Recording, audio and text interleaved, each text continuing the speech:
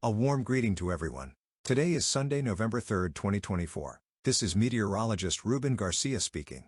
At the time of recording this video, it is 4:30 p.m. local time in Jamaica, where a tropical storm warning has been issued due to what is currently Potential Tropical Cyclone number 18, which is forecasted to strengthen into Tropical Storm Rafael and will affect Jamaica during Monday night and Tuesday morning.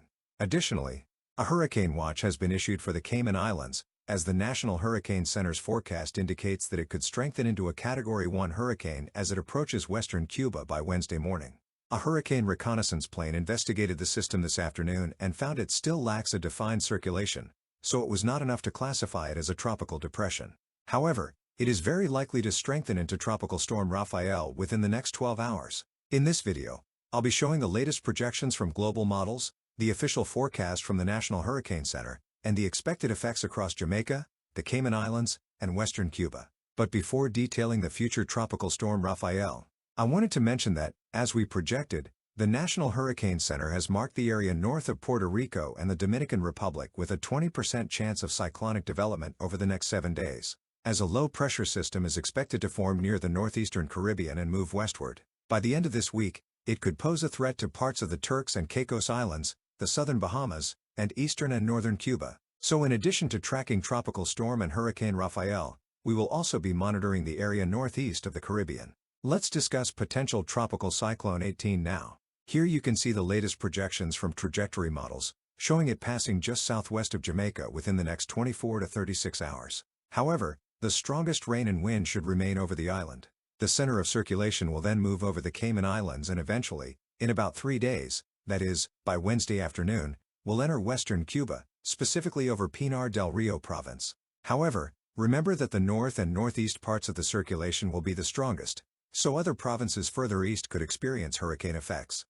There is also a stronger consensus that it will eventually move into the central Gulf of Mexico, which is good news for Florida, as it seems likely to stay west of the region. However, in the long term, it could pose a greater threat to Louisiana, Mississippi, or Alabama. Another important forecast change is that intensity models now show it potentially strengthening into a Category 1 or Category 2 hurricane before reaching western Cuba. For this reason, the official forecast from the National Hurricane Center projects it passing over western Cuba with maximum sustained winds of 90 miles per hour, or 145 kilometers per hour. Additionally, in the official forecast, you can see the tropical storm warning in blue for Jamaica and the hurricane watch in pink for the Cayman Islands. The National Hurricane Center projects that it will pass closest to Jamaica early Tuesday morning, with effects felt from Monday night. By Wednesday morning, it should be passing over western Cuba, and between Thursday and Friday, moving northwestward and approaching Louisiana, while starting a weakening process that would bring it to the southern United States as a tropical storm. Now, let's look at the latest projection from the American model. It shows a moderate to strong tropical storm crossing over Jamaica early Tuesday morning, then moving northwestward over the Cayman Islands around midday Tuesday, and eventually on Wednesday morning, moving over western Cuba, possibly as a Category 1 hurricane.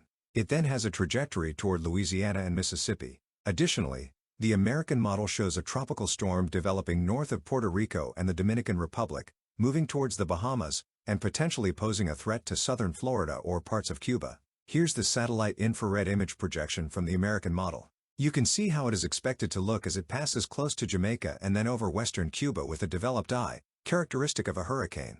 Let's now look at the European model projection. It shows a tropical storm passing just southwest of Jamaica during Monday night and early Tuesday, then moving over the Cayman Islands Tuesday morning and afternoon, and eventually over Pinar del Rio on Wednesday morning or afternoon as a tropical storm.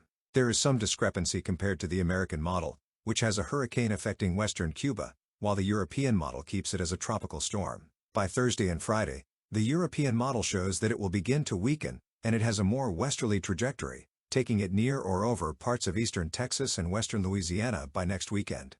Additionally, the European model develops the low-pressure system on Thursday morning but keeps it on a path over Puerto Rico and the Dominican Republic. Due to its interaction with land, it does not develop into a tropical storm, which shows some discrepancy between the two top models. The European model does not manage to develop this low-pressure area due to a more southern path, while the American model, with a more northerly path, does. So, we'll see how this forecast evolves in the coming days.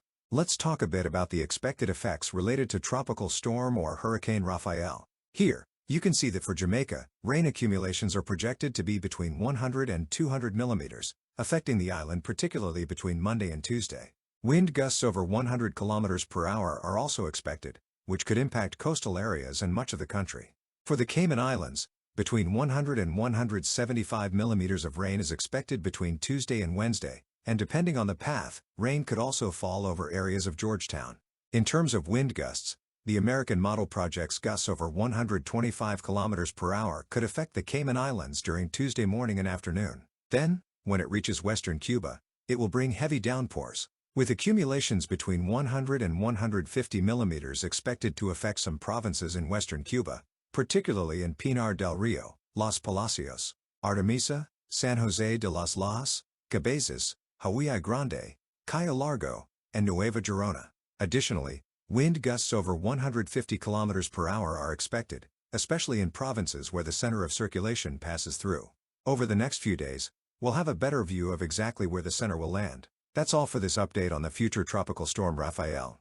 We hope our followers in Jamaica, the Cayman Islands, and western Cuba are preparing for the approaching tropical storm and hurricane. Here at Hurricane Info, I'll continue to monitor the situation to keep you updated with forecast changes. Make sure to check if you're subscribed to my channel. If not, subscribe and click the bell to receive notifications when I post new videos. With that, I'll sign off. I'll record the next update video early tomorrow morning to provide an updated forecast.